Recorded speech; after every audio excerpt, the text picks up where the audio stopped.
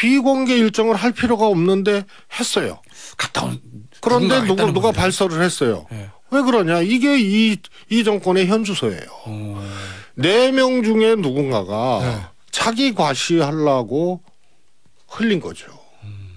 그러면 대통령이 얘기할 수는 없을 테니까. 적어도 윤핵관 4인방 정도의 얘기를 들을 정도면 무덤까지 갖고 가야죠. 이 얘기를. 그래서 저 양반들은 핵관이 아니에요. 그냥 핵분열 시킬 사람들이에요. 핵분열이요? 본인들끼리도 사이가 별로고. 그건 말씀드렸다시피 윤석열 대통령의 정치 철학에 동의하면서 오랜 동안 같이 해왔던 그런 동지가 아니고. 그러다 보니까 그냥 이 대통령 선거 때 단일 프로젝트 한 거예요. 그러니까 4인방끼리도 관계가 엉켜 있고. 그런데 이제 한꺼번에 불렀단 말이에요. 그러니까 나 대통령이 불렀다라고 누군가 과시를 한 거고. 이거 갖고 정치하는 거죠 지금. 그러니까 발설이 된 거죠.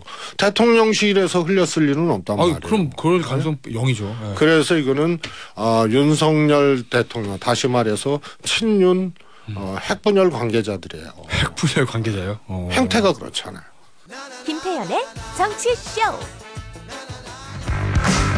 김태현의 정치쇼 화요일 3부. 오늘 딱 맞는 코너입니다. 정치 프리킥 시간입니다. 더불어민주당에서 4선 의원을 지내셨던 전 청와대 정무수석 최재성 수석 모셨습니다. 안녕하세요. 안녕하세요.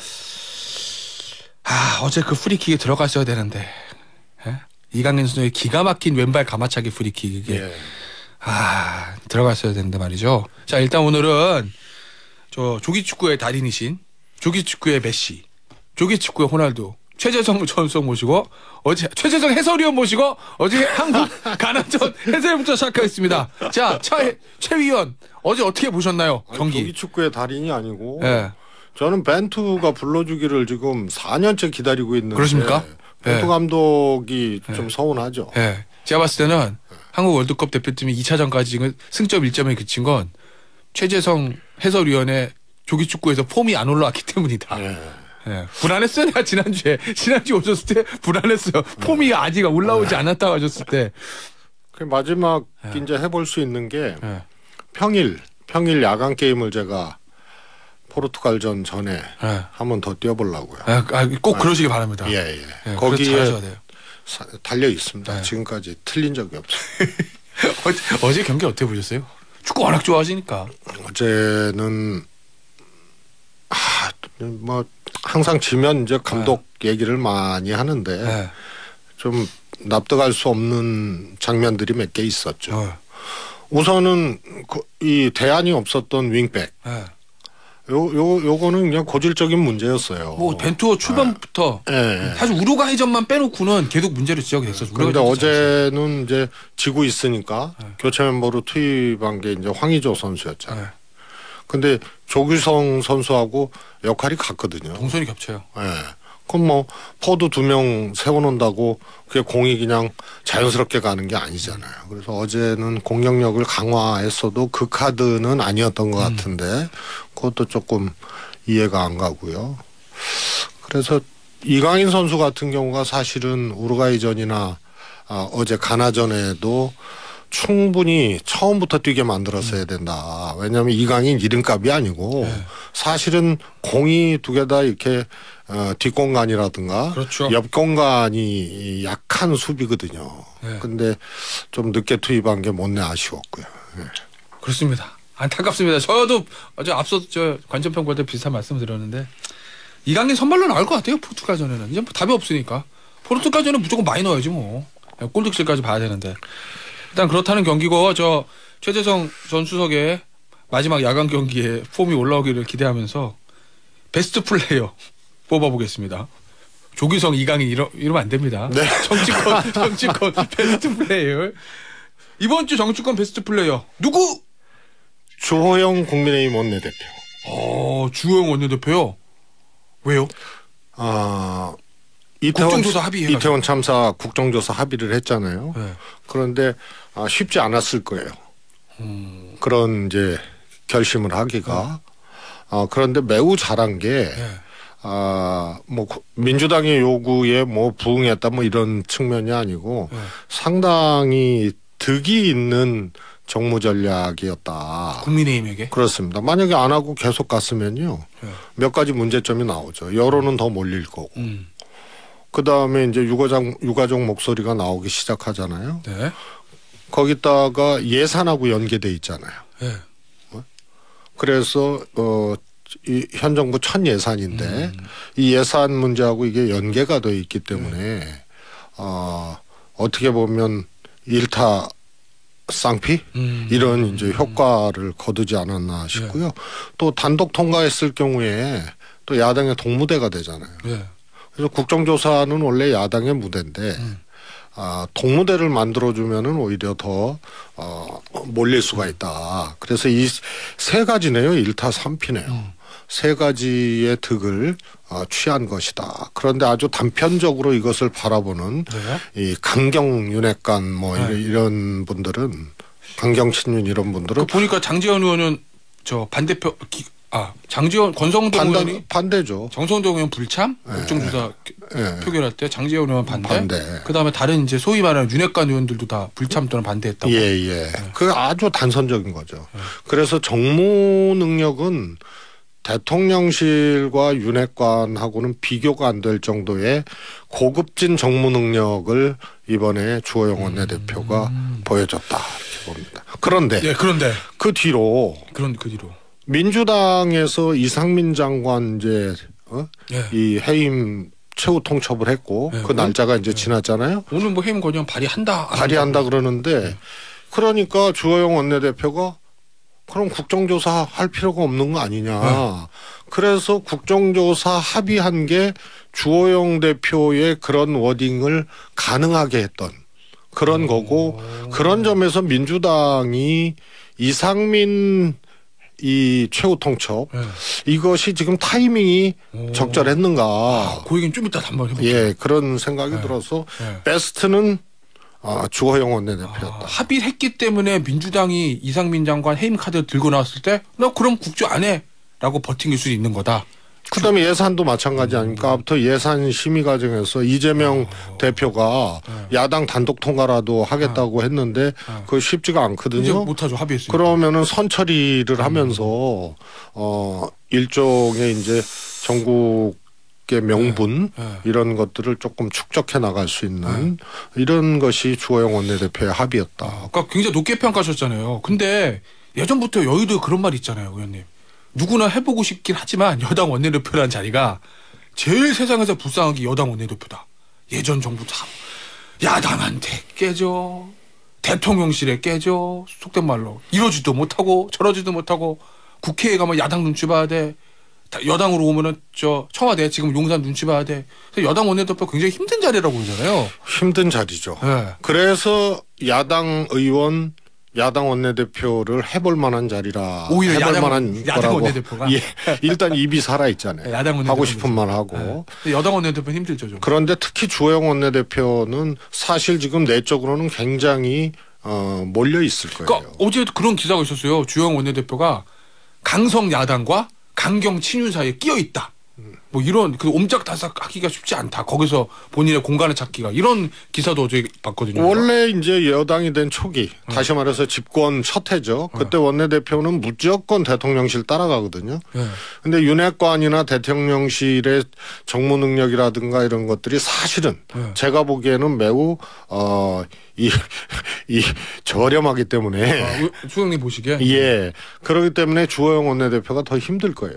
거기다 이번 같은 경우에는 윤핵관의 반대에도 불구하고 뭐 대통령실도 원치 않았겠죠. 근데 그게 그렇게 됩니까? 더 여론이 안 좋아지고 몰리는데 그래서 타협을 했는데 합의를 했는데 아마 주호영 원내대표는 역대 여당 원내대표 중에 가장 사방에서 원성을 듣거나 압박을 당하는 그런 이제 처지가 됐다고 봅니다. 그래서 더 돋보이는 합의였다고 봐요. 알겠습니다. 자 그러면 베스트 한번 해봤으니까 워스트는 저 2명이 아니라 1명 여러 분이구나. 어쨌든. 워스트는 대부분 그 뭐 축구 숫자는 아니더라도 복수 이상이 대부분 선정이 돼요. 알겠습니다. 그래도 저 첫 번째 워스트 그룹은 누구? 윤핵관 4인방. 윤핵관 4인방이라고 하면은 언론 기준하면 권성동 의원, 장지현 의원, 윤한홍 의원, 이철규 의원 이 4명 말씀하시는 거예요? 이번에 대통령 관저 만찬에 부부 동반. 예, 부부 동반으로 초대된. 그런데 뭐 한간에는 미리 일정을 잡았는데 비대위 일정이 먼저였는데 사정상 그게 바뀌었다 그러는데요. 몇 가지 문제점이 있습니다. 윤핵관 4인방을 불러서 대통령이 그것도 부부 동반으로 만찬할 필요가 있었느냐. 아니, 선거 때 고생했던 사람들이니까 좋게 해석해서. 한두 명이 아니잖아요. 그러니까 집들이. 이렇게 4명 딱 집어. 그럼 앞으로 계속 해야 되거든요. 집들이. 그런가요? 네. 네. 그렇잖아요. 그 야당도 집들이 해야죠. 야당도요? 야당도 초치해가지고. 그래서 저거는 집들이 하려면은 윤핵관 4인방으로 그렇게 짝 맞춰갖고 쫙 뽑아서 할 게 아니고 집들이처럼 해야지. 그래서 거기다 부부 동반으로 이거는 친목계 하자는 얘기예요. 친목계요? 예, 정치적 친목계입니다. 그렇기 때문에 그 자체가 사실은 해서는 안 될 거래 한 거고요. 그다음에 두 번째 비대위보다 빨랐잖아요. 네. 그게 뭐 순서가 사정상 뒤바뀌었다고 얘기를 하더라도 뭐 앞서 전주의 비대위원은 비대위 만찬에 원래 먼저 잡혀 있었다고 얘기는 하고 가셨어요. 윤핵관 4인방을 굳이 할 필요가 없는데 그걸 미루면 되잖아요. 네? 그동안 생경한 거고 그렇게 해본 적이 없는데 4인방을 불러다가 한 거를 순서가 비대위 앞으로 오게 되는 사정이 있다 하더라도 밀어버리면 되잖아요. 할 필요가 없었던 거를 하는데 그다음에 하고 난 다음에 또 이게 리크가 됐잖아요. 그러니까 그 누가 발설이 됐잖아요. 원래는 비대위 만찬에도 알려진 거지만 윤핵관 의원과의 비공개 일정이죠. 완전 비공개잖아요. 예. 비공개 일정을 할 필요가 없는데 했어요. 갔다 온 그런데 누가 발설을 했어요. 왜 그러냐? 이게 이 정권의 현주소예요. 4명 중에 누군가가 자기 과시하려고 흘린 거죠. 그러면 대통령이 얘기하실 일은 없을 테니까. 적어도 윤핵관 4인방 정도의 얘기를 들을 정도면 무덤까지 갖고 가야죠. 이 얘기를. 그래서 저 양반들은 핵관이 아니에요. 그냥 핵분열 시킬 사람들이에요. 핵분열이요? 본인들끼리도 사이가 별로고. 그건 말씀드렸다시피 윤석열 대통령의 정치 철학에 동의하면서 오랜 동안 같이 해왔던 그런 동지가 아니고. 그러다 보니까 그냥 대통령 선거 때 단일 프로젝트 한 거예요. 그러니까 4인방끼리도 관계가 엉켜 있고. 그런데 이제 한꺼번에 불렀단 말이에요. 그러니까 나 대통령이 불렀다라고 누군가 과시를 한 거고. 이거 갖고 정치하는 거죠, 지금. 그러니까 발설이 된 거죠. 대통령실에서 흘렸을 일은 없단 말이에요. 그럼 그럴 가능성 0이죠. 그래서 이거는 윤석열 대통령, 다시 말해서 친윤 핵분열 관계자들이에요. 핵분열 관계자요? 행태가 그렇잖아요. 알겠습니다. 그러면 윤핵관이 만약에 정말 이 윤석열 대통령 소위 말하는 윤핵관으로 부리는 의원들이 정말 윤석열 대통령의 성공을 원한다면 어떻게 해야 돼요? 우선은 저 같으면 그러니까 윤 대통령한테 그런 얘기도 못 하는 거예요. 야, 4명 부부 동반으로 해서 만찬하는데 하고 연락을 받으면 대통령께 이거는 비공개라 하더라도 이런 문제가 있습니다. 라고 그걸 설득해서 안 하게 했어야죠. 네?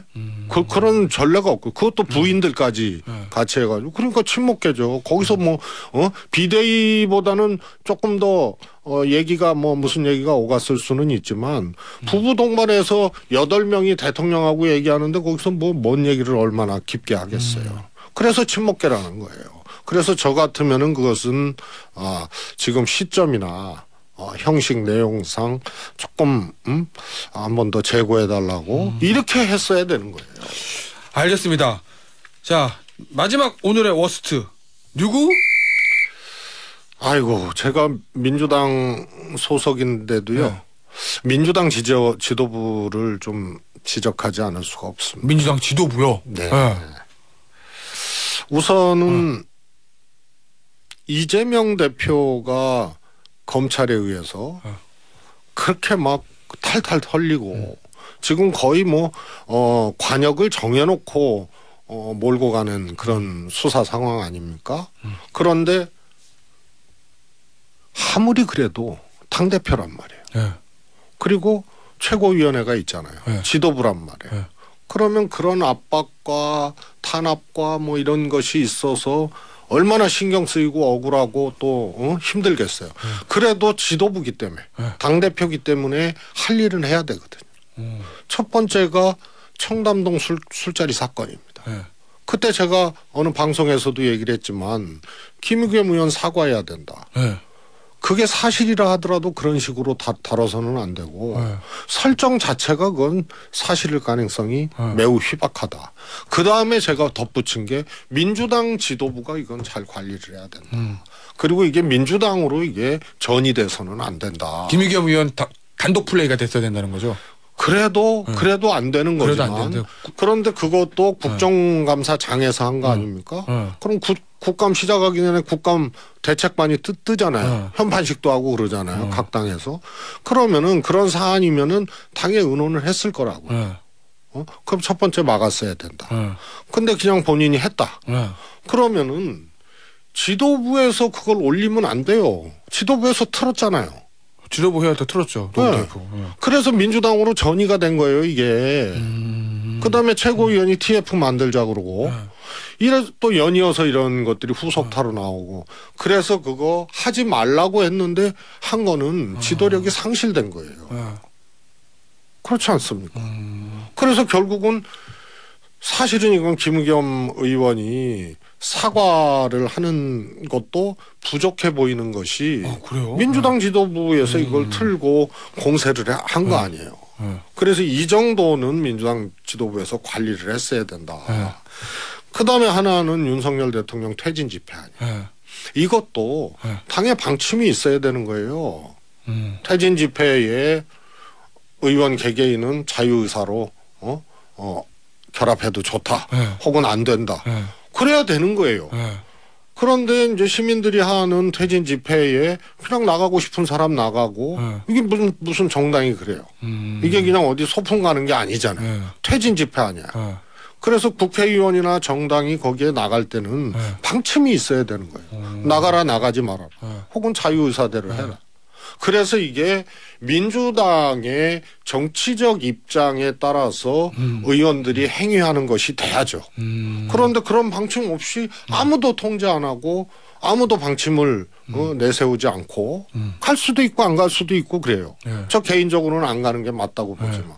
그다음에 자유의사 이것도 방침이에요. 그래서 어려운 상황에서도 이 지도부의 리더십을 분명히 발휘를 해야 되는데 그게 조금 안타까웠다. 그다음에 이상민 장관의 아까 하시단 말씀. 그 최고 통첩 이것이 지금 시점에서 적절했느냐. 그건 왜 그렇죠? 아니면 국조합의 이후에 최고 통첩을 했잖아요. 국조합의 하기 전에 했어야 되는 하기 전에 했어도 그냥 사퇴해야 된다라고 주장만 해야지. 해임 건의안까지 올리는 건 오바다 이런 말씀이신 거예요? 왜냐하면 국조를 하잖아요. 그러니까 당장 국민의힘 쪽에서 그럼 국조하지 말아야겠네. 이렇게 나오는 거 아니에요. 장관도 나가는 마당에? 이렇게? 그렇습니다. 그래서 국조를 해서 국조하는 이유가 진상규명하자 이런 거 아니에요. 진상규명. 그리고 지금 수사 상황이나 이런 것들 꼬리 자르기다. 그래서 진상규명을 선결하기 위해서 하는 건데 그러면은 진상규명하기 전에 이상민 장관 나가라는 것이 그것도 통첩해서 해임 결의안 내고 이러는 것이 맞느냐. 이런 이제 문제 제기를 야기시킨 거예요. 그런데 그냥 사퇴 주장만 하고 그냥 이상민 사퇴해야죠. 박지원 전 원장은 구속해야 된다 그러잖아요. 사법 처리해야 돼. 그런 주의 주장과 통첩을 해서 국회에서 행위를 하는 것하고는 좀 다르거든요. 그래서 뭐라 그럴까요? 이상민 장관 문제나 전국 운영의 뭐라 그럴까요? 틈새를 매우 좁게 만들어놨다. 그런 점에서 지도부의 분발과 지도력이 조금 요구되는 시점이다. 이렇게. 알겠습니다. 야 오늘 저희가 어제 가나전에서도 베스트 플레이어, 워스트 플레이어 뽑아봤고 이번 주 여의도에서도 베스트 플레이어 한 분, 워스트 플레이어는 두 팀을 두 팀 뽑아왔습니다. 다음 주 화요일에 정치 프리킥에는 대한민국의 16강 진출을 축하하면서 16강 경기 예상을 해보기를 기원하면서 오늘 여기서 예, 마무리. 이번 주 야간 경기에 최선을 다하겠습니다. 예, 잘해주시기 바랍니다. 감사합니다. 지금까지 최재정 전 청와대 정무수석이었습니다. 감사합니다.